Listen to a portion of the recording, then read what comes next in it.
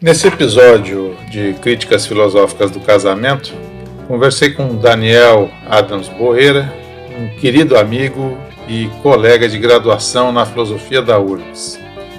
Daniel é professor de História e Filosofia na rede pública de ensino do estado do Rio Grande do Sul e também atuou nas áreas de gestão cultural, em saúde, em educação, em comunicação e planejamento, com destaque para a área de História e Patrimônio Cultural na cidade de São Leopoldo.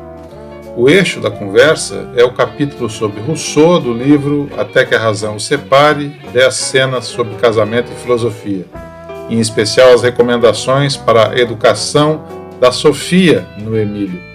Mas também a gente deu os nossos pitacos sobre o conceito de consentimento em Locke, comentamos o atoleiro político brasileiro, a presença das mulheres na filosofia e um tanto mais. Bom episódio!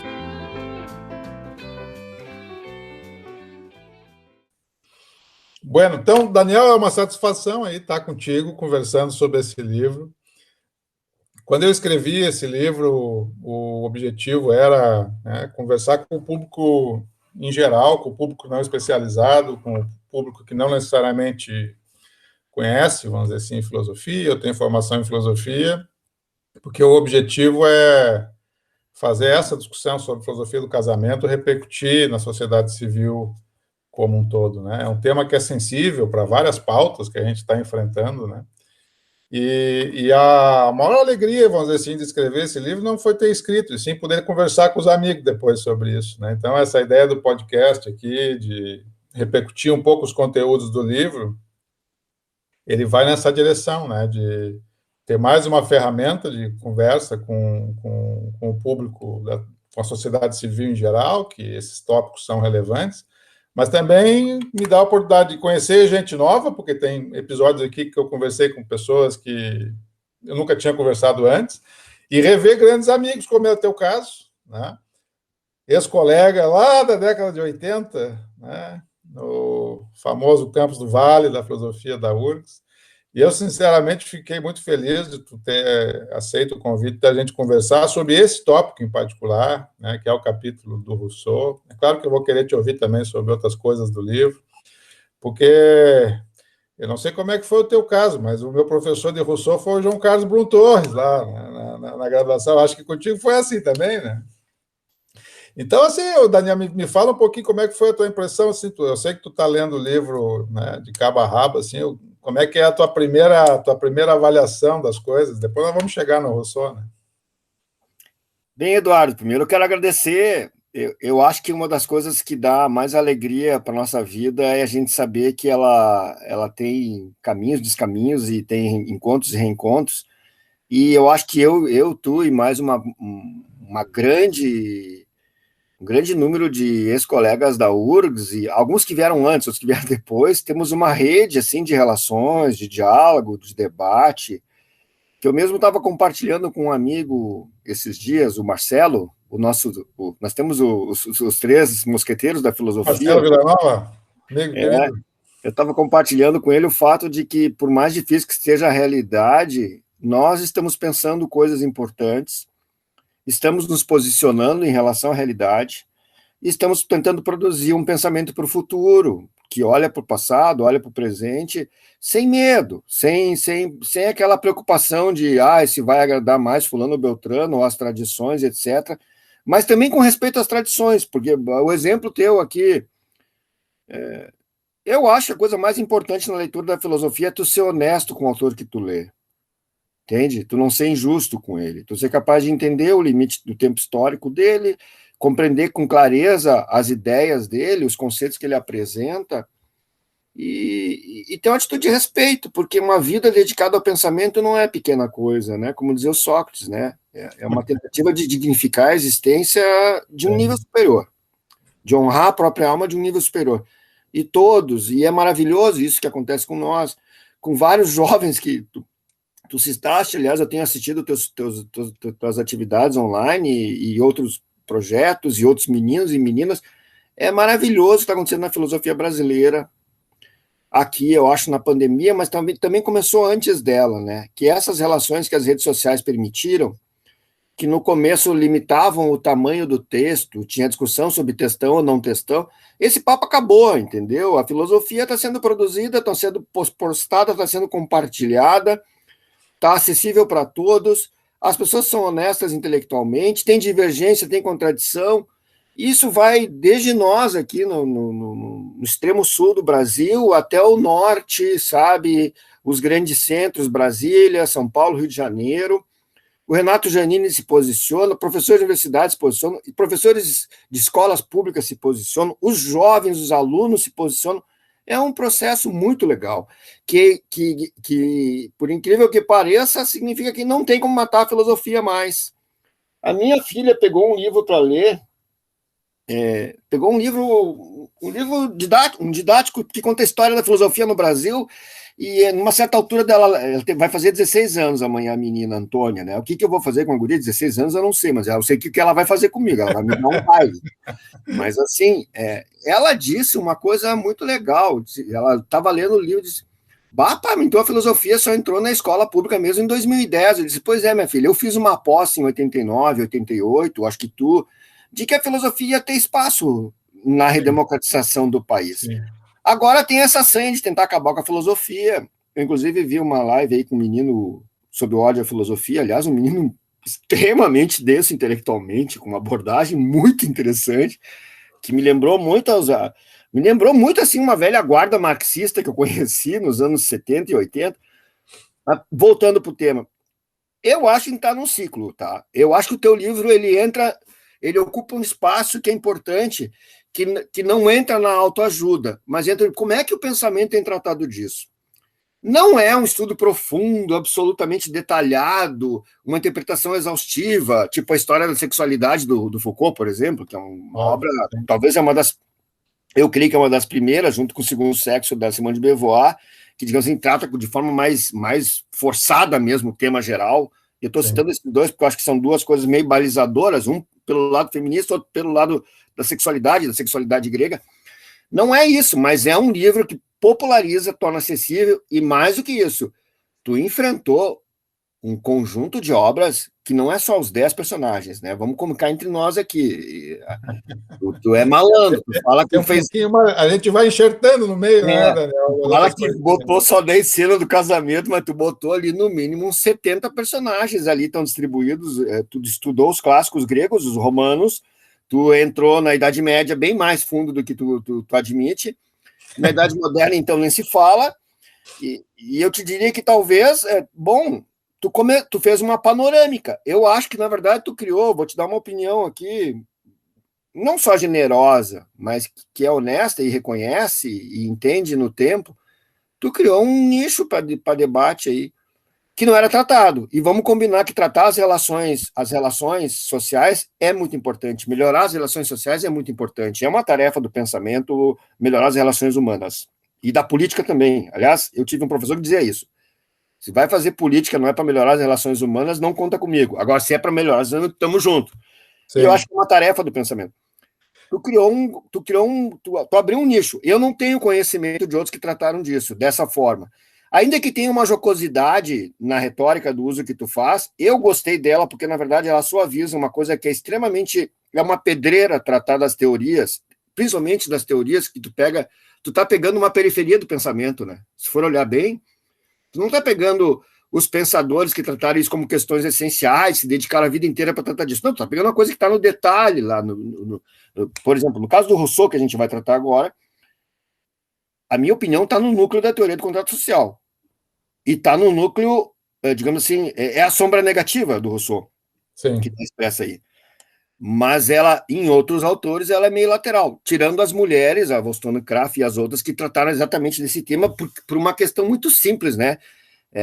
Se o homem não suporta a submissão ao tirano, ao monarca, ou ao Estado, e por isso que tem anarquismo até hoje, a mulher não suporta a tirania do casamento.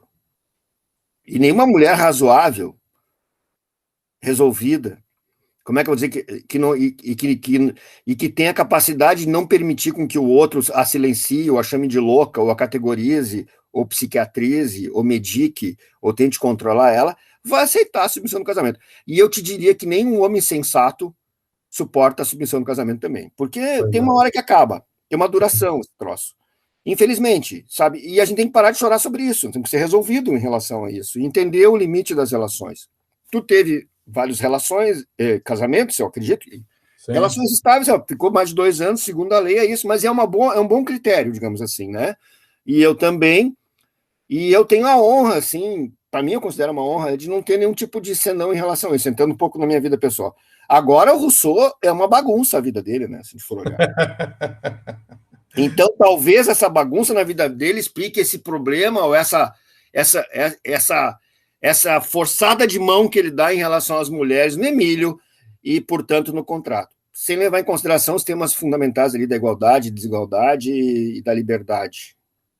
Mas eu estava conversando contigo antes da gente fazer essa entrevista aqui pelo WhatsApp e tal, e tu me lançou uma série de ideias nas nossas conversas prévias, e eu acho que tu tem um insight muito interessante sobre como que esse tratamento desigual na personagem da Sofia, né, na pedagogia que é dirigida à Sofia, acaba gerando um problema para a teoria do contrato, né? Assim, acaba gerando uma assimetria na teoria do contrato, né? E nós conversamos um pouquinho também sobre a palestra da professora Yara Frateschi, né, da Unicamp, no último Vozes, né? E eu queria que tu falasse um pouquinho sobre isso, assim, como essa ideia, né, de como que a pedagogia da Sofia acaba sendo um desafio para o contrato, né, para o contrato social em geral. Eu primeiro quero dizer assim, que a Yara foi extremamente precisa, né? Eu tenho que elogiar também a Luciana Gobi, que fez atividade naquele seminário, tá? Ela apresentou a Pateman, que eu também não conhecia, que é uma autora que eu não conhecia, e me chamou muita atenção.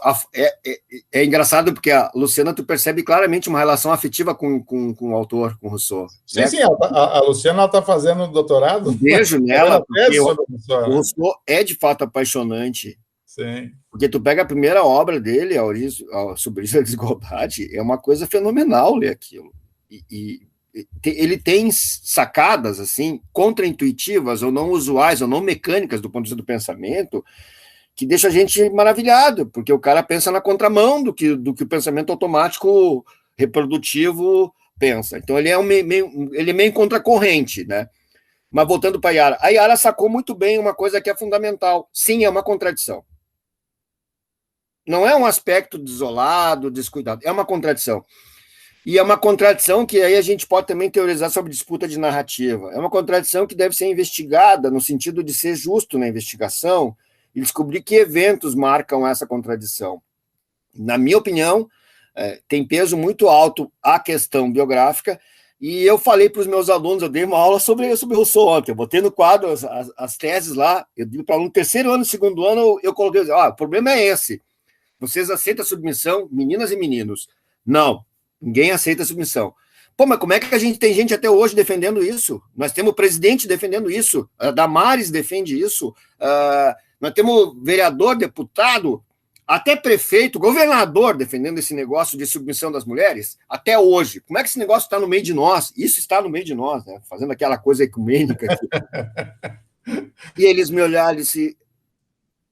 É verdade, inclusive tem pais e mães que defendem isso, que sustentam essa posição de que tem que educar a filha para ser submissa, para satisfazer o homem, para cuidar da casa, etc, etc. Ou seja, é uma ideologia. Eu acho que o Rousseau, e considerando o tempo dele, aí eu até pontuei isso. Pô, pessoal, no tempo do Rousseau, não tinha cidadania. Entende? Era assim, a nobreza, a aristocracia, a elite...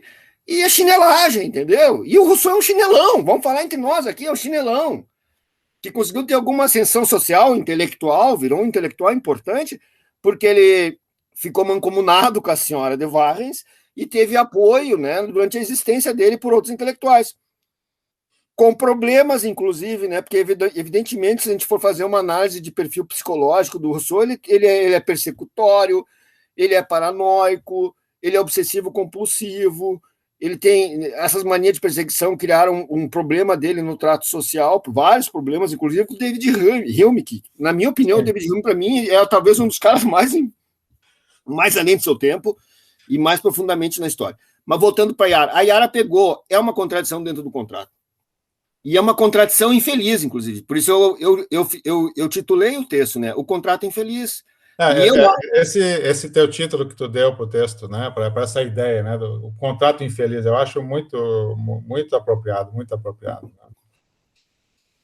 Porque ele trai, né? Ele parte de uma situação de origem desigual, em que a liberdade tem limites, porque a gente não tem proteção, pegando a teoria do contrato tradicional, é o standard, né? O standard, estado de natureza, pouco importa se é o bom selvagem, se a gente está de boas na lagoa ou se a gente está em guerra, entendeu?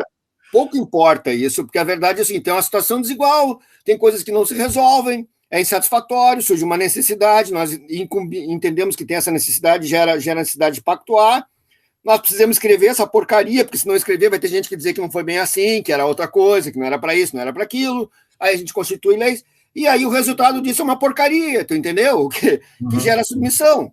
Uhum. Nós estamos justamente tentando nos livrar da violência e a violência é preservada. E esse é o problema do Estado, aliás, né? Agora, eu falei naquele áudio que eu te mandei, o problema do Estado é uma coisa, a sociedade se sustenta sem um acordo geral entre nós. É fácil levar o bagulho, entendeu?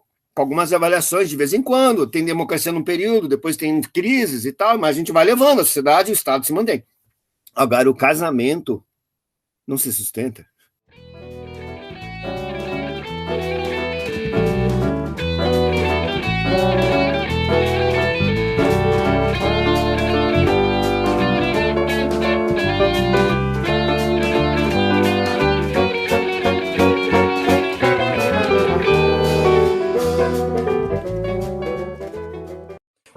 Tu sabe que não foi por outra razão que eu comecei o texto do Rousseau, né? Se a gente for olhar o capítulo lá, eu começo o texto do Rousseau dizendo assim, né? Nas Confissões, Rousseau afirma que Emílio é não apenas a sua obra mais importante, mas também a porta de entrada para compreender a sua posição filosófica. Por que eu começo com essa autopercepção do Rousseau sobre o papel do Emílio? Porque eu acho que não dá para pegar o livro 5 do Emílio e tratar como uma espécie de acidente de percurso, como um apêndice, assim, como algo a ser passar, não é que a gente tem que passar um pano lá e tentar entender por que razões, né, a pedagogia do Emílio e da Sofia tem tamanhas diferenças, tamanhas desigualdades, né? Se o cara mesmo reconhece que o Emílio é a sua principal obra, portanto, que a pedagogia está no centro, vamos dizer assim, que a noção de educação ou de autoformação ou de formação... Está dando as cores do paradigma fundamental. Então, ele está assumindo que esse contrato, né, é desigual no que diz respeito a Sofia e o Emílio, né? E que, portanto, o casamento é uma relação completamente assimétrica, né? Mesmo que a gente possa, eventualmente, respeitar a lógica do contrato social e né, vontade geral, o mecanismo de expressão da vontade geral e tudo mais, mas tem uma desigualdade de fundo. E aí, se tu coloca isso no centro da discussão, não tem como agora, ok, agora vamos deixar isso aqui... isso aqui... É só um detalhe. Não é detalhe, faz parte, né, do modo como essa engenharia social está sendo pensada pelo Rousseau, né? A não ser que a gente vai dizer que ele, sei lá, esqueceu de tirar essa conclusão, né? Não, só um pouquinho, se o Emílio é essencial para mim, para a minha posição filosófica, e eu estou dizendo coisas lá sobre a educação da mulher, e, bom, aí não vai tirar a conclusão, então, que, em última instância, a coisa é desigual, né? Não dá, né?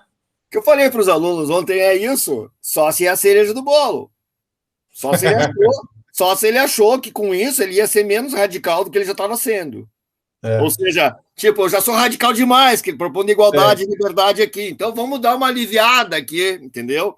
Vamos fazer vamos deixar metade da população fora desse negócio. Vamos fazer um acordo aqui, porque daí aí eu vou ganhar a maioria. Os homens dominam, os homens têm o poder, vamos satisfazer a híbris deles, o desejo deles, ou a vontade de poder deles.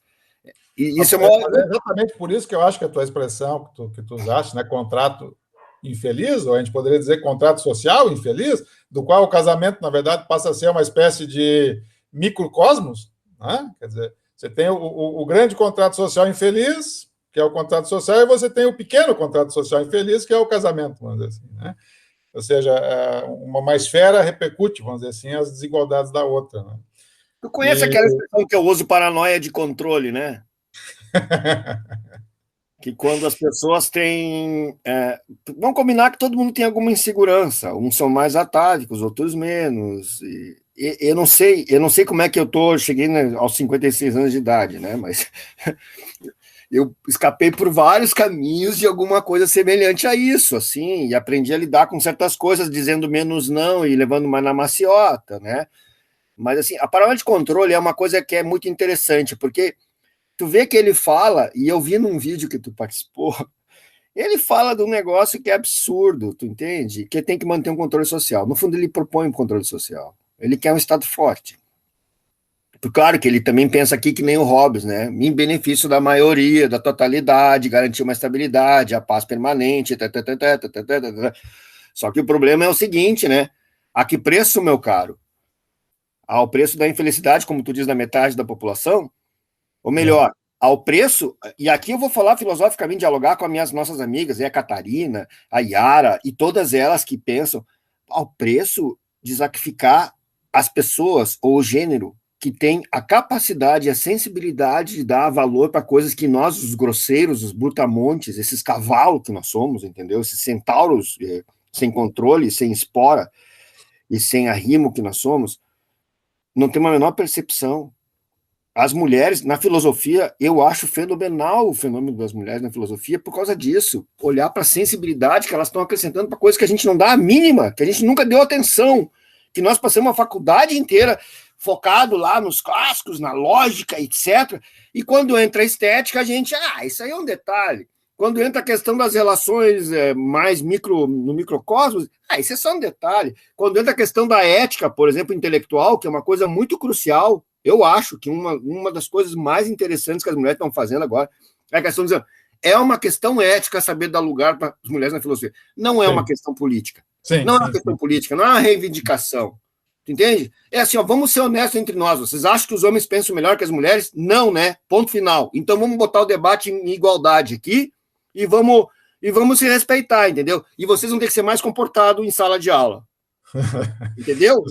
Tu sabe, Daniel, deixa eu pegar um gancho dessa conversa, assim, porque no fim, a história do Rousseau, o Rousseau entra na discussão do casamento em função dessa pedagogia, né, muito peculiar que ele propõe para a Sofia. E aí eu vou te convidar a fazer um exercício que é assim, né? Bom, nós, para quem não, ninguém tem a obrigação de nos conhecer, né, Daniel, quem vai nos ouvir, eu e o Daniel, nós fizemos a nossa formação filosófica entre metade dos anos 80, né, começo dos anos 90 do século passado, né, na URGS. E aí essas discussões, por exemplo, sobre sobre a voz feminina na filosofia, ninguém falava disso. Eu nunca ouvi, né, qualquer demanda nesse sentido, nem das nossas colegas, muito poucas, na verdade, né? Eu lembro de ter, sei lá, 5, 4. A Simone talvez fosse uma das que fosse mais invocada. Mas, digamos assim, do ponto de vista do quantitativo, vamos dizer assim, você tinha muito poucas colegas, né? E mesmo entre as professoras eventuais, essa discussão sobre o papel, sobre a voz feminina na filosofia, sobre a revisão do cânone e tal, isso não existia. E aí, o que eu fico esperançoso, vamos dizer assim, com as novas gerações, né? Porque hoje, né, uma aluna ou um aluno de filosofia que estiver ingressando na faculdade hoje, em qualquer lugar, no Brasil ou fora, né, essa discussão ela já está enraizada.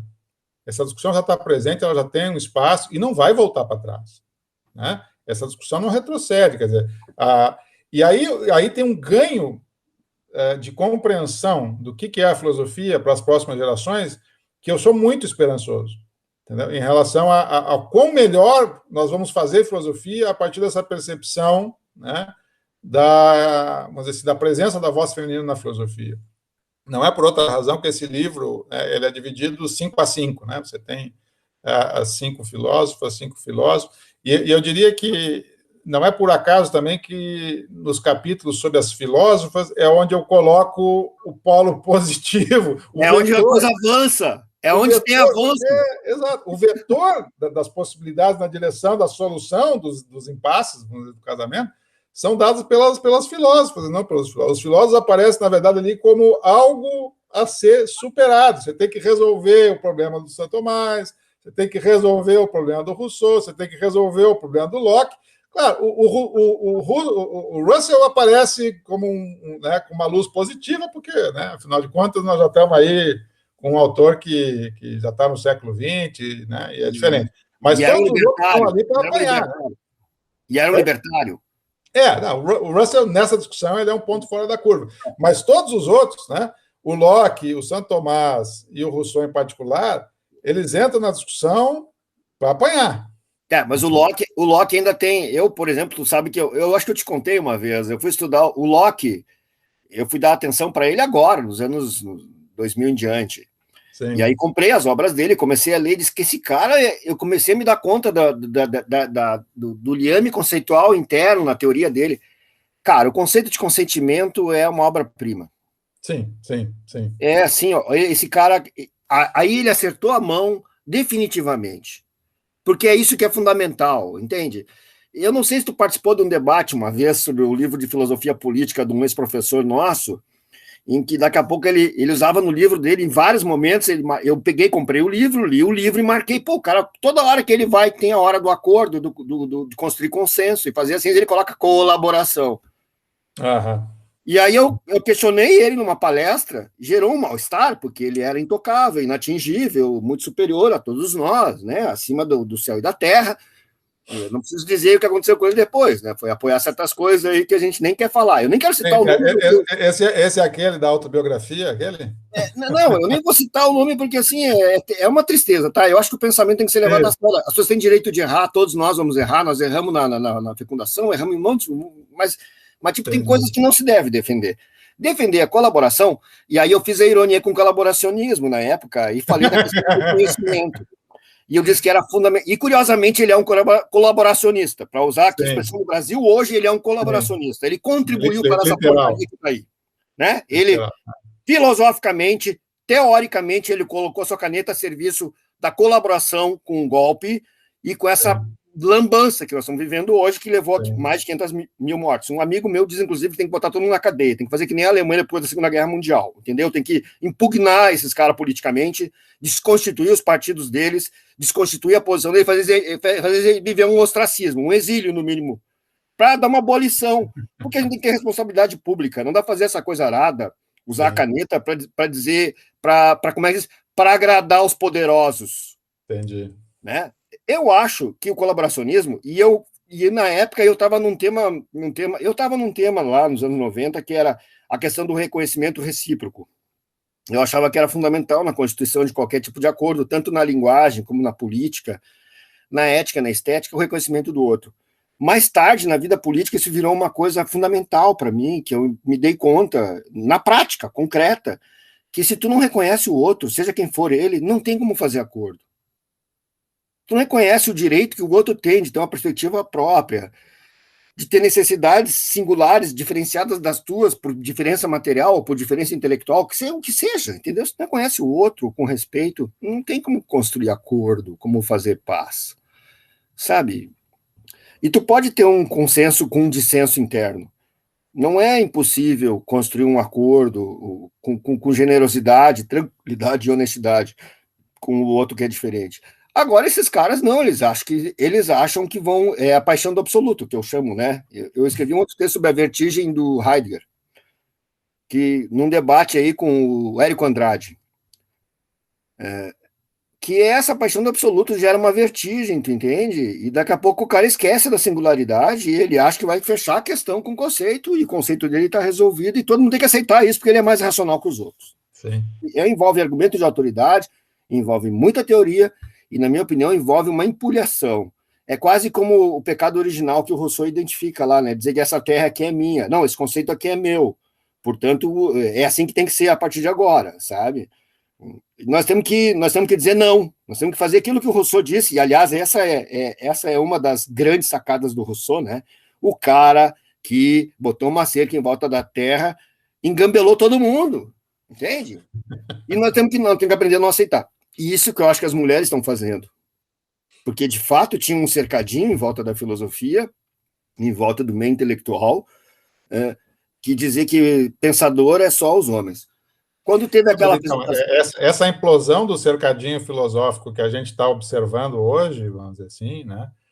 em especial em função da pressão ética e política, como tu disseste, né, da comunidade das filósofas no Brasil e fora, né, eu acho que isso é um ganho tremendo, né, e é mais uma razão para não passar pano para o Emílio, quer dizer, é mais uma razão para a gente dizer, não, aqui a coisa, né, a teoria desanda como um todo, né, não é um apêndice, não é uma coisa que, ok, tem o contrato social, mas tem umas bobagens lá que ele escreveu sobre a sociedade. Desconhece isso, vamos olhar porque é importante. Isso. Essa discussão tem que ir para o centro. Uma das razões que me levou a pensar sobre esses temas do casamento e tal, tem três conjuntos de razões, na verdade. Né? Tu mencionou muito rapidamente, que é autobiográfico, né? Que é a história, bom, eu tive vários casamentos, né? E vários deles não deram certo, e aí vem aquela pergunta, o que aconteceu ali? Né? Então tem essa demanda autobiográfica, vamos dizer assim, que eu acho que é relevante, é importante, a gente tem que fazer filosofia sobre as coisas que nos incomodam, vamos dizer assim, na nossa vida. E um outro conjunto de questões que me levou a pensar sobre a filosofia do casamento é exatamente esse movimento neoconservador aí que a gente vive no mundo e no Brasil em particular, que quer engessar as formas de cooperação, né, da família, quer engessar, vamos dizer assim, o núcleo familiar num modelo que já não atende mais às demandas da sociedade civil. E tem um terceiro conjunto de considerações, que é assim, a filosofia do casamento nos permite discutir tópicos muito essenciais em filosofia prática em geral. É uma intersecção de vários eixos de discussão que, muito rapidamente, por exemplo, a gente começou falando aqui sobre o Rousseau, daqui a pouquinho foi para o Locke, daqui a pouquinho foi para o contrato, daqui a pouquinho a gente já estava falando do Bolsonaro e do momento que a gente vive no Brasil. Por quê? Porque essas discussões estão conectadas, e a discussão do tipo peculiar de relação política e ética que é o casamento serve como uma espécie de agregador de todas essas questões, né? Então, eu acho que é perfeitamente possível a gente dar um curso de filosofia política e ética inteiro só falando de casamento. Você vai ter todas as coisas, né? Você vai ter todas as coisas sendo, né, puxadas para esse centro gravitacional da relação do casamento, né? Não que todas as pessoas tenham que casar, mas essa ideia, vamos dizer assim, de como que você arranja o casamento, como você pensa o casamento, acaba tendo repercussão para todos os lados, né?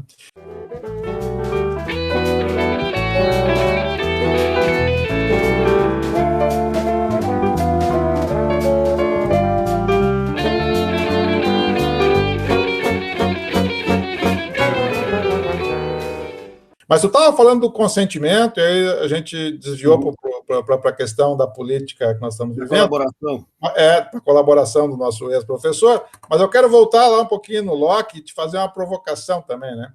O que tu achou daquela história do nosso amigo Dilcinho? Cara, o Dilcinho é aquilo que é chamado de o gênio da raça. Eu sinceramente, estou arrepiado aqui, me arrepiei aqui, porque o Dilcinho, ele pegou a jogada. Eu mandei no áudio a mensagem sobre isso, né? O Dilcinho, mas os nossos ouvintes aqui não vão mandar para eles o áudio que tu mandou no WhatsApp. Não, o Dilcinho conseguiu. Se tu me permitir, eu posso editar nesse momento, vou botar. Esse aqui é o áudio que bota aí. Então tá bom, vou botar. Pode botar integral, não tem problema. Bom, então vai aqui, com a devida autorização do autor, o áudio que o Daniel me enviou pelo WhatsApp, previamente à nossa entrevista aqui no podcast. Vou te mandar um áudio aqui, porque eu estou lendo o teu texto todo, do livro inteiro. Estou adorando. E terminei de ler o Locke agora, estou entrando na Mary Esther. Eu acho que eu vou pular direto para o Rousseau lá para dar minha última revisada e não entrar de calça na mão no debate, ou pelo menos fazer um debate de alto nível contigo, porque tu produziu um trabalho extraordinário, na minha opinião. Eu gostei muito. E eu vou te dizer uma coisa. A lição do Dilcinho é fantástica. Porque eu acho que, na verdade, o casamento, essa instituição, como o contrato, é uma instituição de caráter aberto, sempre sob avaliação. E o problema de sobreavaliação significa que nem sempre a avaliação é compartilhada ou é feita de forma comungada, digamos assim, através de um diálogo. Às vezes o momento do diálogo não aparece, E um outro elemento importante é que o problema que o Locke abre ali, me parece claro, é que as pessoas mudam, né? As crianças crescem, os homens envelhecem, as mulheres também, e a libido e várias outras questões aparecem em jogo, o que talvez explica a instabilidade ocultada durante muito tempo das relações matrimoniais. Porque não é triste dizer o que eu vou falar, mas o meu pai, por exemplo, se separou da minha mãe dizendo que estava esperando a gente crescer, porque não aguentava mais, não tinha mais sustentabilidade na relação. Ou seja, o casamento é uma instituição artificial, mais artificial até mesmo que Estado, porque como a sustentação dela depende de dois, da vontade, entre aspas, soberana, autônoma e reflexiva, sentimental, através de paixões, através de razões de cada um por si, no fundo, ela se torna, fecha aspas, instável. Casamento, no fundo, é uma instituição aberta. A minha expressão contrato infeliz tem a ver com isso, talvez, com o fato de que esse contrato não é tão livre e esclarecido quanto a gente gostaria.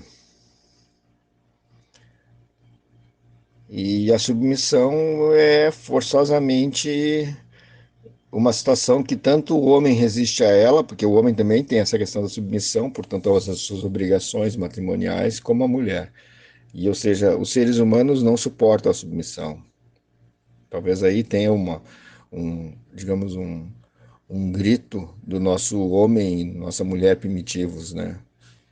Que a submissão não é uma situação confortável, ou pelo menos não é confortável durante o tempo todo. Durante algum tempo talvez sim, mas durante o tempo todo não.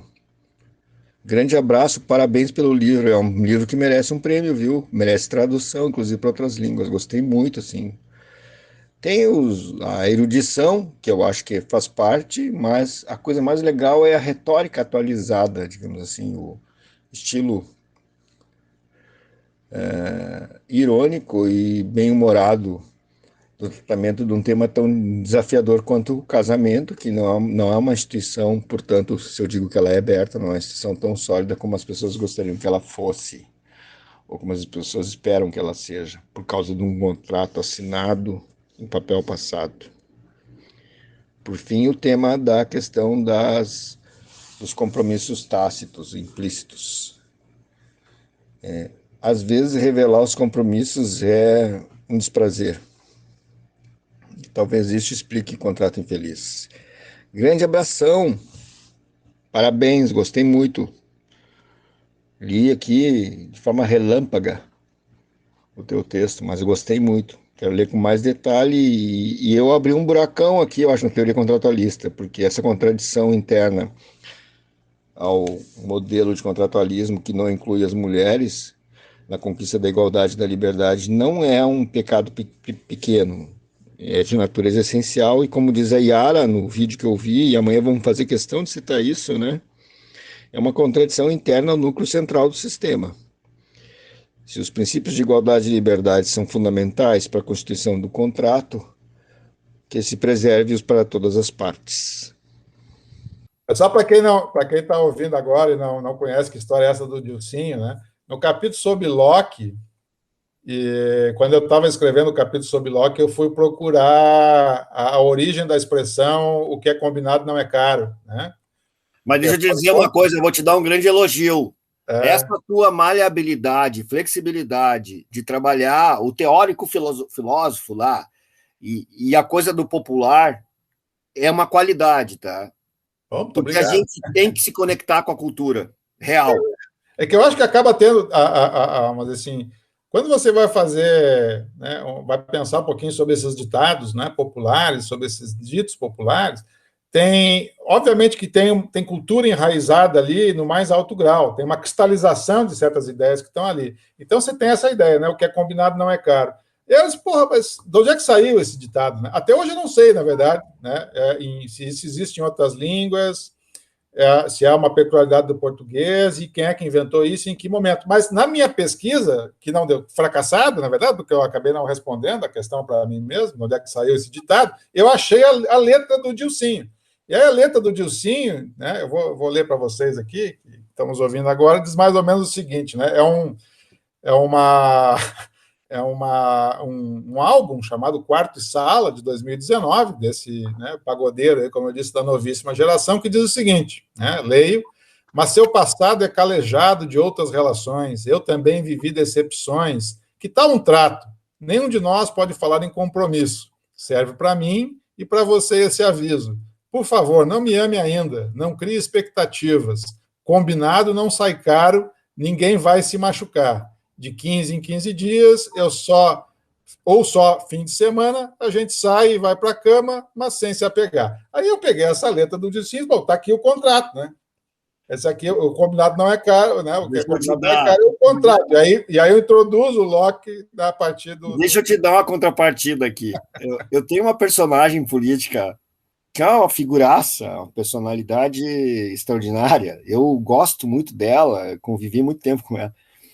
E a gente foi fazer uma campanha uma vez, e ele começou a campanha usando uma expressão para cumprimentar o cidadão. Aquela coisa, satisfação, olá, tudo bem? Ele é uma pessoa, ele tem aquela qualidade da política, e eu acho que do ser humano, que ele gosta de gente. Então ele se comunica com tranquilidade. Ele usava a expressão "me queira bem que não custa nada". Olha só. É uma contrapartida dessa, digamos assim. Mas vamos lá, segue aí. Então, esse livro ele tem um pouco dessa coisa, né, Daniel, de querer conversar, vamos dizer assim, com as pessoas a partir de intuições que estão distribuídas aí no senso comum, né, digamos assim, do cara que não necessariamente leu filosofia ou se interessa por filosofia. Mas essa é a famosa sabedoria popular, né? Eu não acho que o senso comum seja algo assim que a gente tem que tomar como parâmetro de toda a nossa regra moral, não. Eu acho que muitas vezes o senso comum está absolutamente equivocado sobre várias coisas, né? Eu de fato acredito que a filosofia, em grande medida, principalmente a filosofia prática, né? Ela tem como sua função, de certa maneira, se contrapor ao senso comum ou a certas intuições que estão presentes aí, né? Mas, em alguns casos, é um bom ponto de partida. Você pode partir dali para começar a discutir, né? E essa ideia do que é combinado não é caro, que é, no fim, a ideia do consentimento, que eu estava falando antes, né?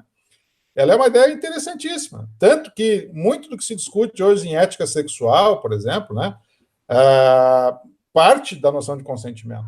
Né? E a noção de consentimento é, digamos assim, do ponto de vista dos processos psicológicos pelos quais os indivíduos contratam, é também um ponto de partida relevante. Né? Então, o Locke, ele, claro, ele é interessante, né, nessa discussão. Né? Por quê? Porque você consegue transferir para o casamento a noção de contrato, isso é explicitamente o que ele faz, né? Mas, bom, aí tem que pensar também, né, como que a gente faz desse consentimento, desse contrato, algo que atenda às necessidades da nossa diversidade e pluralismo contemporâneo. Né? Para pegar um aspecto que eu acho que eu também falei num dos textos que eu escrevi, eu acho que tem um aspecto que é fundamental. Na aproximação amorosa ele ocorre, tá? Que é o consentimento tácito. Que vamos combinar que é a arte de assediar sem assediar com violência, digamos assim, né? Porque, na verdade, toda aproximação amorosa é uma forma de assédio, de tentativa, proposta de engajamento, oferta, envolve aposta, expectativa, envolve uma dinâmica física e também verbal, na linguagem corporal e tal.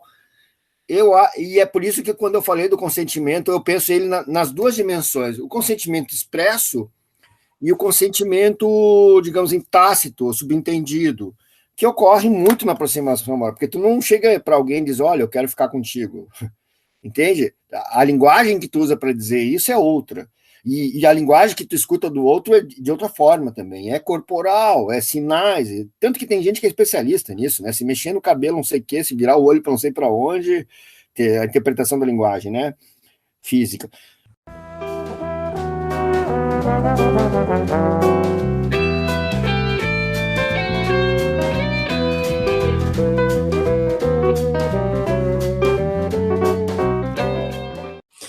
Outra coisa que me chamou a atenção, Daniel, assim, eu sei que tu andou lendo algumas coisas aí que estão vamos dizer assim, nessa esfera, né, da percepção de como que funciona a mulher, ou o pensamento sobre a mulher nesse período aí da Revolução Francesa. E aí, nas nossas conversas prévias, tu me sacou um livro da Rudinesco, né, falando sobre esse período aí. O que tu conseguiu ver naquele livro lá que pode ser relevante para essa discussão aqui do Cara, Rousseau? na verdade foi uma descoberta, um livro que eu comprei num sebo, e aqui vai uma recomendação para os jovens e as jovens. A gente não precisa ler tudo que a gente compra, a gente precisa comprar, a gente precisa adquirir livro, Em entendeu? algum momento a gente usa, né, Daniel? E eu sou um colecionador, eu tenho uma obsessão, que eu já tive problemas matrimoniais, inclusive por causa do tamanho da biblioteca. Mas eu comprei um livro no sebo por R$ 10, que é da Elizabeth Rodinesco, pela editora Rocco, que trata de uma personagem da Revolução Francesa chamada Théroigne de Méricourt, uma mulher melancólica durante a Revolução. E nesse livro tem um texto fantástico, em que ela trabalha o tema da mulher feminilidade do antigo regime. Para compreender o itinerário de Théroigne, eu vou ter Terre, né? No bojo do processo revolucionário, é preciso examinar a história da condição feminina às vésperas do grande acontecimento, que é a Revolução Francesa. Sim. 2 discursos, segundo Elizabeth, atravessavam os ideais da filosofia das luzes a respeito da feminilidade. O primeiro, oriundo da antiga teoria dos temperamentos, sustentava a existência de outra natureza feminina, invariável, que é essa que é a base aí de que a mulher é mais fraca, é desigual, exato, é frágil, etc., que é meio que um elemento que trabalha a submissão. Tomava como referência maiores posições expressas por Jean-Jacques Rousseau, que é o caso do núcleo aí do capítulo 5 de Emílio, na quinta parte de Emílio e na Nova Heloísa, derrubando a perspectiva cristã. Rousseau afirmava que a mulher era o modelo primordial do humano, porém, tendo perdido o estado natural, tornara-se um ser artificial, fictício e mundano. Aqui é aquela discussão que ele faz com a coqueterie, que, na minha opinião, não se expressa muito bem, ou tem alguma coisa errada aí Eu tô achando que ali ele está meio que dando um troco para algumas mulheres da vida dele, me parece, sabe? Tu acha que tem um desabafo ali? Tem tem uma vingança não realizada em terra, entendeu? Daí Deixa eu te fazer um exercício. Tu imagina o Rousseau transportado para essa época de rede social, né? O que ia ser cancelado esse homem, imagina? Porque ele tem essa coisa, como tu disse, tem um perfil psicológico estranho. Tu imagina o Rousseau tweetando, né? Imagina como é que ia ser como é que chama? A gestão das redes sociais do Rousseau, que desespero que devia ser, né? Sabe que eu não li nenhuma biografia do David Hume, mas pela genialidade do Hume, o estilo como ele escreve, e eu acho que os dois... Aliás, já que eu bati aqui agora, tu sabe que eu queria falar do Montaigne, né? Sim, eu sei. O Montaigne é o cara, para mim, que é fascinante, né? Que ele é muito fascinante para mim. Tu, no teu texto, falou por causa dessa dose, digamos assim, flexibilizadora, atenuante do ceticismo. No fim, o Montaigne, para mim, no livro, o Montaigne aparece assim... Claro, ele ajuda a fomentar a coisa da misoginia, ajuda a fomentar a coisa da misogamia, mas ele dá uma suavizada. Quer dizer, esse é que é o problema do Montaigne. Montaigne é super escorregadio, né? Ele é pós-moderno. Por um lado, ele te surpreende. Ele é o mais moderno dos modernos e é talvez mais pós-moderno que os pós-modernos. É verdade. Então, assim, é difícil você botar o Montaigne numa camisa de força, uma encruzilhada. Né? Ok, agora vamos emparedar o Montaigne. É difícil, né? Então, eu fui meio caridoso com o Montaigne. Acho até mais do que ele merece, em razão daqueles textos em particular que eu comento. Né? Eu ia citar o Montaigne para fazer essa ponte. Se o Rousseau conseguiu brigar com o David Hume, deve ter um problema com o Rousseau, não com o David Hume. É verdade. Daí eu concordo. Eu sou time Hume nessa discussão aí. Agora, eu ia te falar sobre isso, que eu acho que tem a ver aqui. Eu vou usar cânone não no sentido de cânone por gênero, mas cânone por estilo literário ou estilo de escritura. Montaigne, David Hume e Rousseau certamente têm um parentesco literário e estilístico fenomenal, que vai chegar no Marx, por exemplo, em alguns textos do Marx também, que aliás, e aqui eu vou fazer um elogio, que o teu texto um pouco brinca, no fundo, com isso, tá? Que é essa capacidade de dialogar com o trivial. Sim. de não trabalhar só o teórico absoluto, entendeu? E que é o que eu acho que o Faria ia gostar de ouvir isso, né? Que é o que nos aproxima da vida real, do raso, onde a existência realmente se realiza, que é na linguagem cotidiana, na linguagem que todo mundo, qualquer um usa, entendeu? Porque a gente não vive no mundo das ideias, a gente não vive no mundo das pessoas, no mundo real. O espaço que a gente tem que contratar, por exemplo, uma visão menos engessada sobre o casamento, é o espaço do raso, como tu disseste, é o espaço que as pessoas trafegam os seus pensamentos, expressam os seus pensamentos na linguagem comum, na linguagem do dia a dia, etc.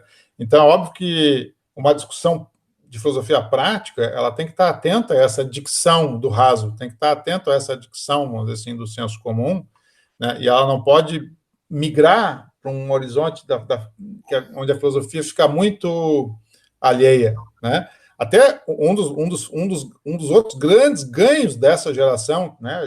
Eu falei da minha esperança em relação a essa geração em função de uma percepção mais clara, né, de uma presença equânime, né, da voz feminina e da voz masculina na filosofia. Mas eu também tenho que reconhecer que hoje em dia a gente tem uma percepção também mais esperançosa em relação ao modo como as pessoas tratam na filosofia, vão tratar na filosofia, né, esse medo de se distanciar do que nos é comum, né? Eu acho que muita da nova geração assim tem essa percepção clara de que essa barreira da Torre de Marfim, né, ela é inadequada, né? Eu acho que o Brasil, por exemplo, em particular, o nosso cenário filosófico brasileiro se ressentiu por muito tempo da ausência de intelectuais públicos de filosofia, né, conversando com as pessoas nos jornais, conversando com as pessoas, né, nos espaços de deliberação, etc. Óbvio que tiveram personagens, mas eu acho que nós vamos ter ainda mais esse espaço de maior troca entre gente que está vindo com formação filosófica agora, que vai interagir de uma maneira muito mais profícua com a sociedade civil do que a nossa geração, por exemplo. Eu tenho essa esperança. Então, um pouco é isso, quer dizer, esse livro também tenta fazer, né, essa discussão, né, numa linguagem que, propositalmente, estilisticamente, está desenhada para não ser uma barreira para as pessoas. Ao contrário, ela quer ser convidativa, né?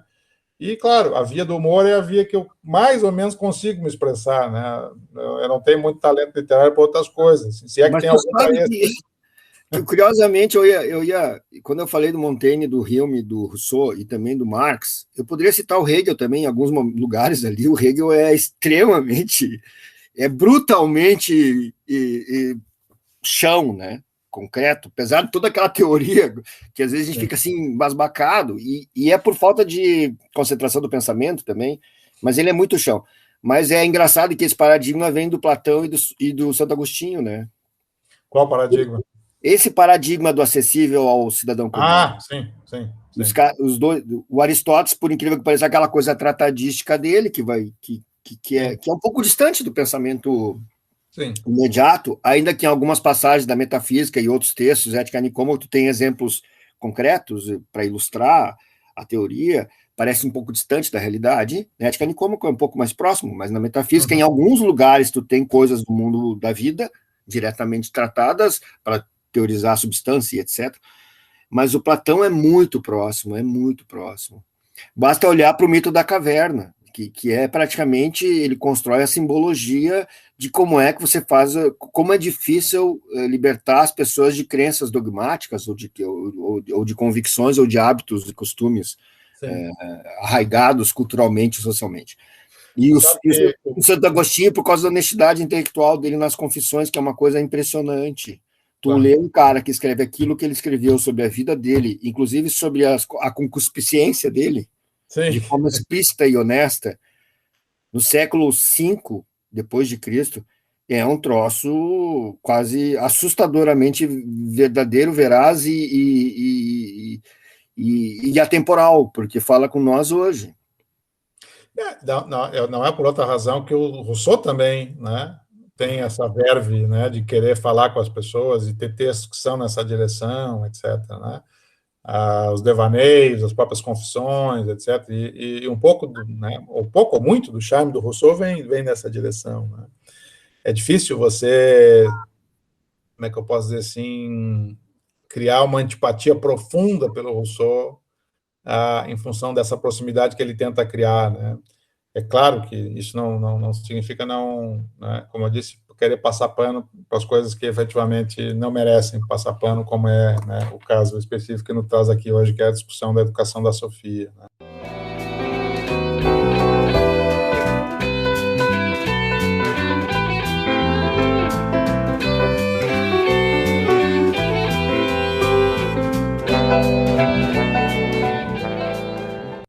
Em alguns momentos tu falaste aí, né, de aspectos autobiográficos também, tu falaste da tua filha Antônia agora, né? O que a Antônia ia dizer dessa educação da Sofia aí, né? Aqui eu acho que não é a Antônia, né? Uhum, É a educação que nós devemos dar aos uhum, jovens, e que não é a educação da casa, do lar e da uhum. família que quer reproduzir a sua dogmática ou as suas Sim, preferências religiosas ou culturais. É a sim, educação aquela kantiana, libertadora, emancipadora, que constrói a autonomia, sim. não a submissão. E Aí, nós aí, não temos, olha só, nós não constituímos o Estado para sermos submissos a ele. Nós constituímos o Estado voluntariamente para constituir um espaço de justiça, sim, não de desigualdade ou assimetria entre os seres humanos. exatamente. Então, de novo, né, volta ao tópico, né? Como que a questão da educação como sendo um contraponto à família e não, como é que eu posso dizer assim, uma extensão da família, né? Como que a educação como sendo exatamente um espaço assimétrico em relação à família, diferente, necessariamente tem que ser diferente em relação à família, porque é ali que você vai construir o espaço da autonomia. Então, a discussão da pedagogia, ela não pode ser, né, uma discussão, de novo, voltando ao meu ponto, né, não pode ser uma discussão paralela, acessória, etc. Ela é o miolo da coisa, né? Então, mais uma vez, quer dizer, eu fico muito contente, por exemplo, no projeto Críticas Filosóficas do Casamento, que é o projeto que eu toco aqui na UFSM, do qual esse livro é um dos primeiros frutos do projeto, né? A maior parte dos integrantes são jovens pesquisadoras, né? Jovens pesquisadoras da UFPEL, da própria UFSM, da URGS, né, que vieram se somar aos esforços de discutir isso aí. E eu sinceramente, Daniel, assim, eu fico fascinado como é produtivo trabalhar com filósofos, como a discussão flui de uma maneira, como é que eu posso dizer assim, muito mais produtiva, intelectualmente saudável, né, do que com filósofos. Sinceramente, eu não tive ainda a experiência de ter embate de egos discutindo com filósofos. Deixa eu te dar um exemplo. E a todo dia isso acontece com filósofos, né? O Deixa eu ego te dar um exemplo. sendo um grande escudo defensor. Assim, né? Intocável. Os filósofos isso não ocorre, quer dizer, elas estão interessadas na ideia, estão interessadas no conceito, estão Mais ou interessadas menos, né? na... Na nossa geração lá, a gente tinha um pré-clima disso, né? Entre nós, os colegas lá, né? Eu pelo menos, acho que é por isso que a gente até hoje é amigo, né? Porque ninguém jogou baixo um com o outro, ao contrário, nós jogava francamente. Sim, Nós sim. tinha limitações. Eu tinha limitações de formação, outros tinham limitações de outras coisas, paciência, mas a gente meio que se entendia e compartilhava e comungava e trocava coisas e comparava uns aos outros e competia também, mas era um negócio muito alto nível. Eu acho que aí a gente tem que prestar as honras aqui, o Faria, o Bruno Torres, assim, que foram caras que criaram, digamos assim, esse papo reto na filosofia, digamos, né? sem titubeio. Não estou gostando do que tu está falando, ou tu está dizendo uma bobagem, ninguém ficava chateado e ia para casa chorando por causa disso. Ponto. Mesmo quando estava errado também, como a gente teve experiências nos quais alguns estavam errados, e a gente depois meio que. Tipo, aí como é que é? A escravatrácia percebeu que alguém caiu no buraco, eu acho. Eu ia usar um exemplo que é o seguinte: a minha primeira turma que eu lecionei filosofia foi em 95, na Escola Técnica de Comércio da URGS, um contrato substituto. E eu conto essa história sempre. E tinha umas quase 40 alunas, todas de secretariado.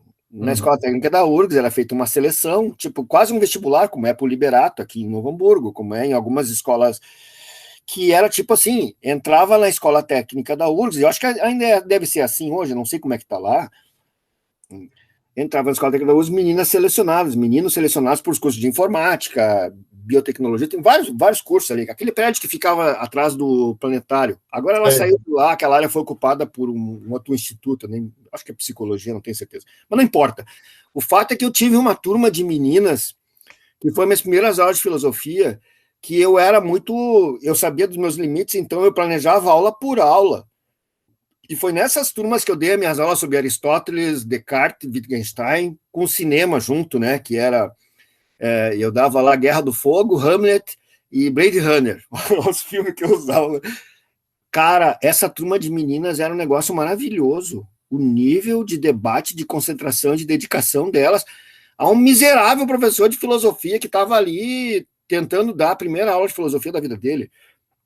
Era muito fenomenal. Eu tenho amigas até hoje daquele período. Isso são aí 26 anos, entende?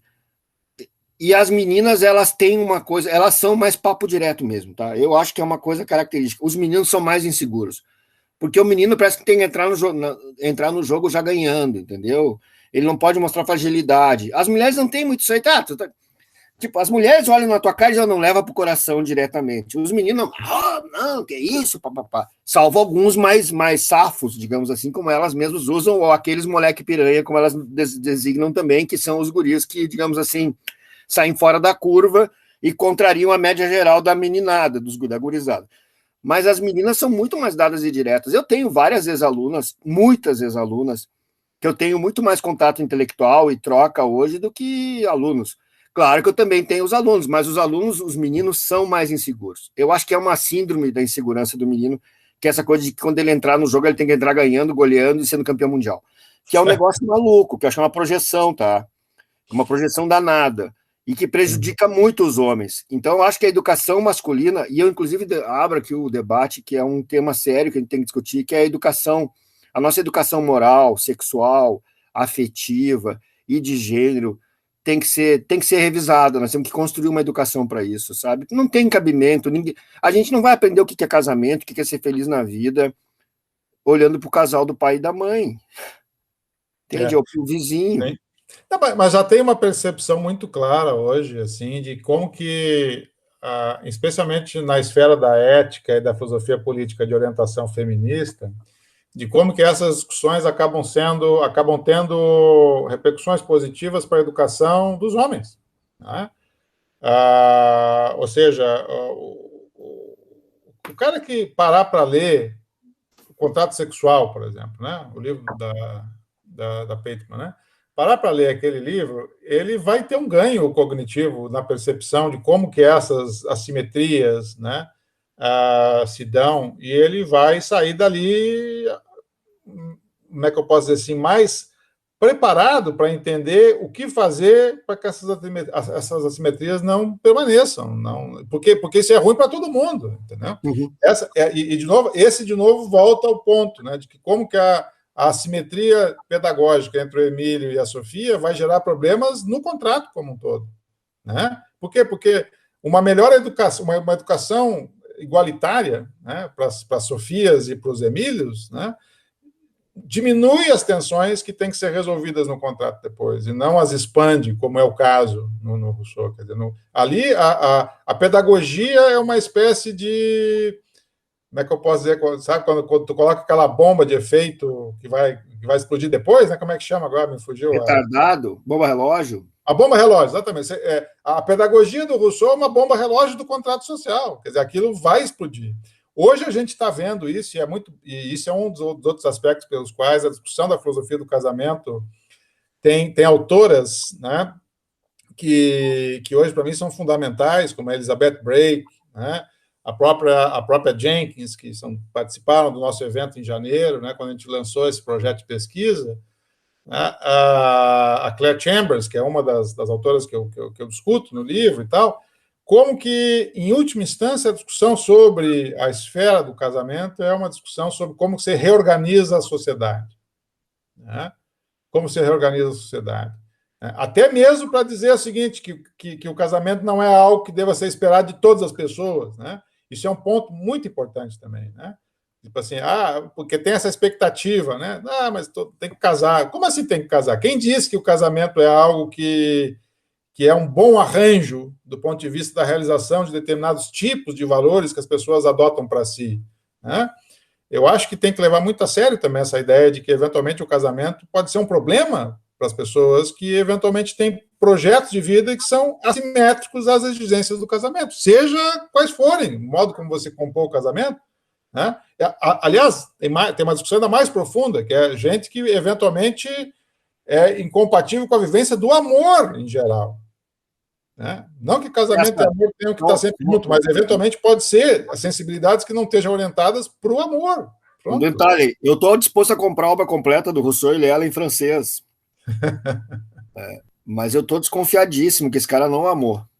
Não amou? Pois é. Ele não amou. Pois Bom, é. eu acho, modéstia à parte, que eu tive experiências amorosas e tenho experiências amorosas não extintas, Sim. Mesmo não estando casado. Sim. E amar alguém é um negócio fenomenal. Muda completamente. Tu não consegue trabalhar a submissão quando tu de fato ama alguém. Sim. Não existe isso. Entendo. E a outra coisa que é a questão das mulheres nos espaços de poder. Que é uma coisa que por exemplo, eu apoio uma vereadora aqui em São Leopoldo, eu quero que ela seja deputada, eu acho que ela é educadora, eu acho que é importante as mulheres terem espaço de poder, eu trabalho gestão escolar, eu gosto de compartilhar as coisas, eu tenho experiências maravilhosas com mulheres em gestão pública, muito maravilhosas, em vários lugares, servidoras concursadas, não concursadas, Sim. Porque elas acrescentam uma outra sensibilidade. E eu não estou negando o homem aqui. Eu acho que os homens têm que aprender meio que a empurrar isso. Como os mais velhos, eu digo isso na política. Quanto mais velho você é, mais você tem que fortalecer os erros da juventude, porque às vezes é melhor os erros da juventude que a certeza da velhice. Eu uso essa metáfora aí. Mas eu ia também citar uma outra coisa. Esse tema, cara, E tu acabou me jogando de volta para dentro da Revolução Francesa e, portanto, para dentro das revoluções, porque eu sou apaixonado pelas revoluções como evento político, como evento histórico de alta grandeza. Eu acabei me apaixonando mais pela história ao longo do tempo, também por aceitar o desafio de ser professor de história junto. As revoluções são momentos estratégicos em que a gente percebe qual é o papel da mulher. A Revolução Francesa é uma tragédia, o lugar das mulheres. É uma tragédia. Essa personagem aqui e outras, é horroroso. É horroroso. É horroroso o nível de machismo. E, por exemplo, a Revolução Russa também é assim. A Revolução Cubana também é assim. E eu estou aqui usando só as revoluções, digamos assim, progressistas, que eu considero progressistas porque foram produzir um estado de coisa diferente, qualitativamente superior, ou melhor, ou mais justo do que aquele que era o anterior. Ninguém vai me convencer que Cuba é uma revolução malvada, perversa, porque a sociedade cubana hoje é muito melhor do que era, o povo vive melhor do que vivia, tem uma insuficiência material complicada, mas eles têm um estado de sociedade mais justo. E a Rússia também, a União República Socialista Soviética também, a França também, e a China, então nem se fala. Mas assim, na Rússia, eu criei uma metáfora para uma menina que estava tentando discutir esse assunto comigo, eu disse, tu já te deu conta que o Stalin tinha o poder porque ele tinha acesso a todas as secretárias do Comitê Central? Ele tinha uma rede. E eu sou capaz de te dizer, inclusive depois a esposa do Trotsky também sofre perseguição, mas ele tinha uma rede de informantes que eram mulheres. Essa situação, a mulher colocada no lugar subalterno, não é bom. Não é bom porque, no fundo, tu coloca ela como acessória ou como subordinada a uma coisa que ela deveria ter protagonismo. Que eu acho que é a questão do protagonismo da mulher que é mais importante mesmo.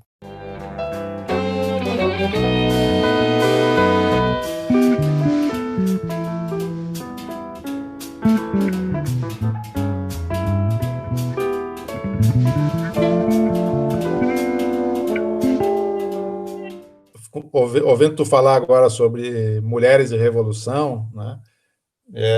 Me lembrou dos meus compromissos futuros. Assim, obviamente que com 10 capítulos de um livro de divulgação, você, né, dá o ponto de partida. Você bota algumas bolas no centro, né, no meio do campo e começa algumas partidas, mas tem muitas outras partidas para serem jogadas, vamos dizer assim, nesse jogo da filosofia do casamento.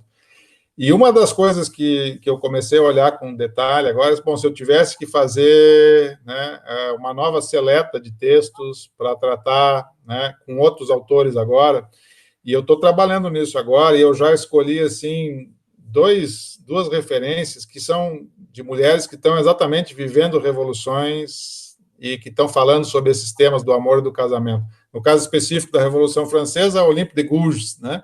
Uhum. Que, né, ainda morre guilhotinada, ainda, né? Assim, naquele período. E ela tem muito, vamos dizer assim, a contribuir nessa discussão sobre amor e casamento do ponto de vista da filosofia. Ela está no meu horizonte, né? Eu estou começando a olhar a bibliografia primária e secundária, né? E uma outra figura, essa sim agora já na Revolução Russa, é a Alexandra Kollontai, né? Sim. Essa eu já li mais coisas, assim, eu estou aos poucos, né, me familiarizando com as coisas que ela escreveu e o modo como ela estava conectada com a Revolução Russa, né, então, e assim, são fantásticas, ambas fantásticas, né, a Olímpia e a Alexandra são absolutamente sensacionais para essa discussão, e eu estou começando a rascunhar umas coisinhas agora para fazer uma nova série onde essas duas vão estar assim ocupando um espaço, né, particularmente interessante nessa discussão aí. Então, assim, mulher e revolução, né, é o caminho, né, é o caminho. Mas, Daniel, eu estava olhando aqui no relógio, agora nós estamos há 1 hora falando já, bicho. Né? Poxa! 1 hora, passou rápido, né? É mais ou menos o tempo que a gente tem no episódio, assim. E eu queria te ouvir, assim, mas, tipo, se tu tivesse que dizer para o público aí que ainda não leu esse livro, né, qual é que são as tuas recomendações? Assim? Olha, eu acho primeiro que tem que adquirir o livro, porque os livros são sustentados materialmente, né? O intelectual ele não tem só vida espiritual, né? Tem vida material. E como muitos fazem comunicação alternativa, tem que ter algum tipo de sustentabilidade. A gente tem que comprar o livro, tem que ler. Eu espero que muita gente leia o livro, porque ele dá. Eu não tenho do domínio da literatura brasileira sobre esse tema, por exemplo, mas eu acho que ele está dando um start, um ponto de partida muito bom, muito desafiador para a gente começar a pensar não somente sobre o casamento, mas sobre a questão da mulher e principalmente sobre que sociedade que a gente quer viver. Como é que a gente vai começar a conversar sobre esses assuntos e começar a levar isso para a sala de jantar. Isso não virar só um assunto de alcova ou de conselheiro espiritual ou de conselheiro psicólogo ou de taróloga, por exemplo, tarólogo. Porque tem tarólogo e eles fazem um papel importante, que é meio que dar uma esperança, manter a bandeira erguida da esperança no meio do navio da tempestade, que é o que a gente vive na pandemia agora, é um surto, né, de aconselhamento espiritual. Bom, porque a gente tem que pensar isso, e também porque a gente tem que ter relações mais saudáveis. Como diz uma colega na escola, vocês aqui parecem ser resolvidos, porque vocês não ficam na picuinha, naquela coisa da fofoca. A gente sair da fofoca, sair do escandalizar-se com a vida natural, olhar para a vida natural e para as relações naturais, e eu acho que as relações pessoais são relações naturais, são relações de intimidade, tanto que a gente não consegue aqui, por exemplo, não é que não consiga, a gente consegue, mas é evidente que a gente está entrando na esfera da intimidade do Rousseau quando começa a discutir a teoria dele sobre a mulher. Não tem como tratar disso. É uma contradição por contrato e é uma contradição que é derivada, com certeza, da experiência matrimonial, relacional dele e das frustrações dele. Acho que ele meio que força a mão ali. E o teu livro ajuda muito nesse tema e ele faz um mapeamento de pensadoras, e provavelmente vai ter uma edição 2. Eu acho que vai ter algum tipo de extensão dela, tu vai ter outras cenas do casamento. Eu ia te perguntar se já está encaminhado, ou se alguém vai fazer essa tradução do livro da Pateman sobre contrato sexual. Sinceramente, eu não sei. Eu não sei se esse livro já está traduzido ou não. Eu acho que sim, né? Mas Não faço ideia. Agora, tu me perguntou Não, agora. eu acho muito importante. Inclusive, a Luciana Gobi, que leu ele, apresentou ele junto com a análise do Rousseau. Alguém tem que assumir essa tarefa. E eu sei que não é uma tarefa trabalhosa, mas é uma coisa que vale a pena fazer. Vale a pena fazer numa bolsa de iniciação ou no mestrado, sei lá, alguém produzir isso. E não só isso. Ele existe, Daniel. Ele tem o livro O Contrato Sexual da Bateman está traduzido. Eu vou ter que procurar ele, Está então. traduzido. Uhum. Mas voltando para o teu livro, eu acho ele maravilhoso, né? Eu já te disse isso. Ainda alguém possa criticar a retórica dele. A retórica é o ônus do processo, né, cara? Isso que é bom convidar os amigos para falar do livro que a gente escreve. Aí os caras vêm dizendo, né, esses exageros aí, né? Não, o livro funda um negócio na filosofia, o livro é ótimo. Não, é que assim, tem uma coisa que eu sou por natureza amoroso e generoso. E é uma coisa que me deu muito trabalho para me assumir nisso, tá? Porque o nosso mundo não é para ser assim. As pessoas não querem reproduzir pessoas, educar pessoas para serem assim. Eu acho que a gente é muito mais feliz sendo assim. Porque tu aprende a ser mais justo.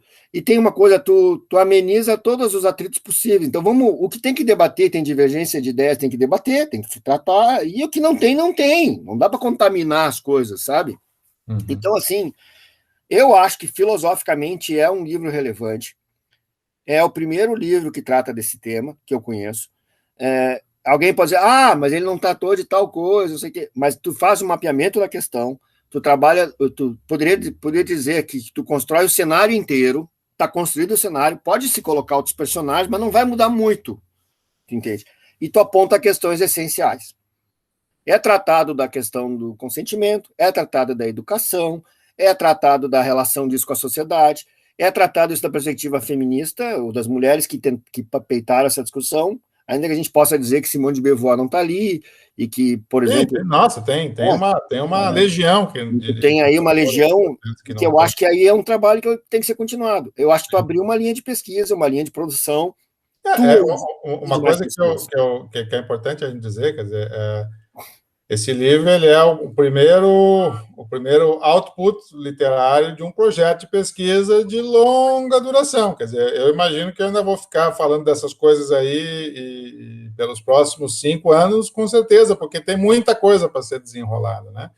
E é bom trabalhar com um monte de gente, quer dizer, é um grupo de pesquisa que tem gente da história, gente do direito, gente da letras, diferentes universidades, né? Acho que tem hoje em torno de 18 pessoas envolvidas nesse projeto de pesquisa, e ele vai continuar. Nós vamos, né, editar logo agora os ensaios que foram, né, das apresentações do evento de janeiro, né, do Till Reason Does Part, né, que você mencionou, a Luciana Gobi, por exemplo, ela vai, né, já mandou o texto dela, vai sair na coletânea. Tem a sequência de textos, né, que é imaginando até que a imaginação o separe, que é sobre a literatura de ficção no Brasil sobre o casamento, que está em andamento também. Então, nós vamos ter assunto para os próximos 5 anos, aí, com certeza, nesse projeto. O que eu ia acrescentar ainda, eu até juntei aqui alguns livros, mas uma coisa que eu ia acrescentar é que me chama a atenção, assim, tu tirou da esfera da privacidade e intimidade para a esfera pública, do debate público, um tema que é tratado como delicado, intocável, entendeu? E, na verdade, isso é bem importante, porque isso aqui tu está fazendo algo na contramão do senso comum, né? Não se discute futebol, não se discute política, não se discute certas coisas. Se discute, sim. E nós, filósofos, temos que ter a coragem, a ousadia de fazer isso e incentivar outras pessoas a fazerem a mesma coisa. Eu peguei 2 livros aqui que eu tenho em casa, que curiosamente, me chamou muita atenção. O Vestido de Noiva, do Nelson Rodrigues, que é um petardo, e o Cenas de um Casamento, do Ingmar Bergman. Nossa, é 2 bíblias. Sobre o Nelson, eu escrevi um texto sobre um romance dele, que é O Casamento, né? Que é um romance também, nossa senhora, esse aí, se tu não leu ainda, tu dá uma olhada, porque é de arrepiar, assim, é um negócio complicadíssimo o livro, né? E eu escrevi um pouco sobre o Nelson. Tá no radar fazer uma discussão sobre filosofia do casamento e cinema, né? E aí tu mencionou o Bergman aí, né? E esse é outro negócio, né? Eu comecei a fazer uma lista, de filmes que tratam né, da temática do casamento de uma maneira direta, assim, e, cara, tem joias, tem preciosidades, e eu espero que eu tenha fôlego e meu É, assim, tutano para poder fazer uma coisa decente sobre filosofia do casamento e tu cinema, sabe porque que a Jane a Austen, meu job a matéria-prima para trabalhar é gigantesca e muito boa. Né? e aí eu vou botar duas escritoras também, acho que tanto a Jane Austen, Sim. por causa da questão da independência da mulher, que na verdade ela, na minha opinião, ela é quase ela é uma filha literária da Mary Wollstonecraft, Da Wollstonecraft, sim, sem é. dúvida. Sim. E a Virginia Woolf, que daí biograficamente é um episódio fantástico de uma mulher que foi educada para não ser intelectual, mas ela é intelectual e ela se impôs como intelectual, né? É. E ela pensa esse tema bom, a própria história de vida dela, não só a obra, né? E Sim. aquele filme lindo de maravilhoso que é As Horas, cujo texto, o roteiro também é muito bem escrito, sabe? Eu acho que seria assim. E aqui eu estou compartilhando meio porque, tipo assim, alguém vai ouvir esse negócio e vai talvez conectar, ligar os pontos, como dizia o Steve Jobs, né? Sim. Ligar os pontos e ir para cima disso aí, e fazer aquilo que nem todo. Vamos combinar que o que a gente está fazendo aqui é um mapeamento. Eu estou dando minhas contribuições singelas aqui, a doc, é um mapeamento que espero que provoque as pessoas a se aprofundar mais nisso e cumprir essa tarefa coletiva, que aí entra o tema nosso, que talvez é a coisa mais bonita do nosso espírito filosófico, que tem a ver com os nossos formadores e formadoras. O trabalho filosófico não é solitário. Ele é solitário em parte, mas ele é coletivo. Tem que ter divisão social do trabalho, tem que ter alguém que trate tal coisa, tratar por afinidade, por interesse, por desafio, mas é necessário, né? O pensamento é necessário. Essa iniciativa, vamos dizer assim, de fazer essas conversas sobre o livro aqui, né? A conversa contigo aqui é um exemplo, né? Vai nessa linha, quer dizer, eu sinceramente não consigo fazer filosofia, exceto, né, na conversa com os pares, né, com as pessoas, e quanto melhor e mais diversificada e mais ampla for essa conversa, né, uma coisa é você ficar conversando só com as pessoas que você já conhece, etc. A minha ideia é conversar com quem quiser conversar sobre esse assunto, né, e eu tenho insistido até nas redes sociais, eu digo, olha, vamos falar sobre isso, vamos convidar as pessoas, né? E eu adoro quando aparecem pessoas assim, né, como o caso da Jéssica, por exemplo, com quem eu gravei o episódio sobre Pizan, eu nunca não conhecia, não tinha a mínima ideia. A gente foi se conversar pela primeira vez, já falando sobre Pizan, e foi uma conversa maravilhosa, né?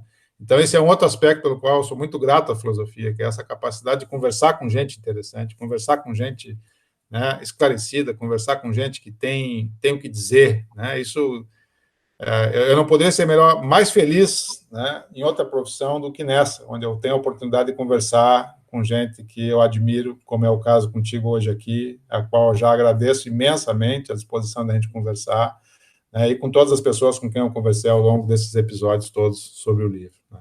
É um baita privilégio, né? Eu agora peguei aqui o livro do Cavell, né? Mais Além das Lágrimas. Ah, sim, é o Contest in Tears, É. o texto original, sim, ótimo, ótimo. E para terminar, assim, dizer, para mim é um privilégio, tá? É um privilégio ter um colega que nem tu, que se atirou nesse negócio e que fez esse trabalho que, tipo assim, eu tô com uma coleção de livros sobre amor na filosofia aqui, ó. Nossa, não, aí quando tu entra na discussão, quando tu sai do nicho filosofia do casamento para filosofia do amor, aí a coisa explode, porque tem, nossa, aí Daniel, E, aí é um e eu me universo dei o trabalho de imensurável. eu me dei o trabalho de tentar entender a relação da Simone de Beauvoir com Sartre, né? Ah, Aquele troço consentido dos dois, que sim, daí o, digamos, o contrato aberto, sim, efetivamente o contrato aberto, e essa coisa muito infeliz que é o Heidegger com a Hannah Arendt, que na verdade para sim, mim é de uma infelicidade extraordinária, sim, sim. porque Ali é o tipo do contrato infeliz, né, para usar a tua expressão. basicamente que eu vou te dizer o seguinte, eu sei que é difícil para um homem maduro, 40 anos, casar com uma mulher de 19 anos, Uhum. ou um de 56 com uma de 31, ou vice-versa, que seja o que Uhum. for. Mas quando você ama, você tem que ter a coragem. Eu acho que o amor, e eu já fui chamado assim, né? Eu acho que amar com coragem é uma grande virtude. Olha aí, Daniel, Porque, Daniel abrindo seu coração na finaleira agora. Porque assim, ó, não tem como ser feliz de outra forma, entendeu? Senão você vai passar o resto da vida dizendo que não foi, porque não deu, porque não quis, porque não teve coragem. E eu não tenho a menor dúvida de que se houvesse coragem naquela relação amorosa, talvez o Heidegger não tivesse caído na arapuca que ele caiu, histórica, que é uma coisa horrível que aconteceu com ele, considerando na minha opinião, tá? Porque eu sei que tem muita gente que olha para o Heidegger com muitos senões em relação à retórica dele, o ser e tempo e tal, a máquina de produzir nonsense, mas eu acho que o Heidegger é um filósofo, do ponto de vista da metafísica, fenomenal. Uhum. Fenomenal. Ele, claro que ele também é muito ensimesmado, ele faz, na minha opinião, uma metafísica do homem instrumental, sendo aqui reducionista um pouco, né, e brutal na análise, mas ele faz uma metafísica que trata do homem nesse conflito com a morte, de fato, com a existência. E, por fim, a Hannah Arendt, com tudo que ela produziu depois, né, eu não sei que desvio de rota se daria ali naquela colisão íntima, privada e envergonhada dos dois, se tivesse uma sequência, mas as coisas seriam diferentes. Sabe que eu tenho que conversar com meus amigos, me lembrou agora que eu tenho que conversar com meus amigos heideggerianos aqui em Santa Maria para saber, né, o que seria uma filosofia do casamento à la Heidegger. Não tenho muita ideia não, de como é que essa conversa flui. Mas, Daniel, eu acho que depois da tua declaração do amor corajoso aqui, eu acho que terminar com o Heidegger até seria um anticlímax, né? Eu vou preferir, né, que os nossos ouvintes fiquem com essa declaração aí do amor corajoso, porque no fim eu acho que é coragem que nos move, né, em todos os momentos na vida, né? E o momento em especial está nos exigindo bastante isso, né? Isso aí.